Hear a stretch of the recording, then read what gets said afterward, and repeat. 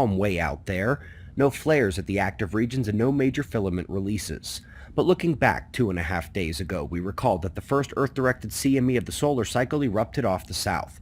It was not dense, but the wide eruptive pathway was certain to hit Earth, and despite some minor signatures in the wake of the phi angle flip the day before, the only solar wind variation of consequence occurred at the right side, last night. The plasma speed and density jumped simultaneously, which means the CME did indeed overtake the coronal hole stream to some extent.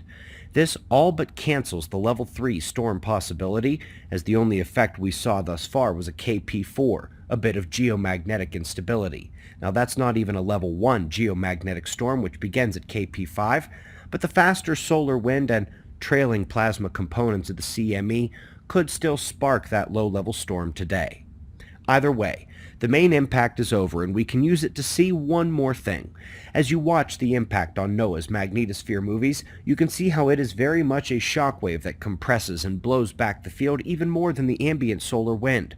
Sun, obviously off to the left in these models. Upon impact, there was nearly immediate geomagnetic induction, and to exemplify what we said in our evening video a few days ago, induction cares not for what side of Earth faces the sun. It was definitively dark in the United States when the solar wind flashed us up last night. Unlike most charts made by humans, the red isn't where you get scared. Here, our electrified way of life comes under assault when purple begins to fade back to white. In the densest current areas, it would have gotten scary at about 20 times this induction, which indeed would have needed about a 200 times stronger solar storm.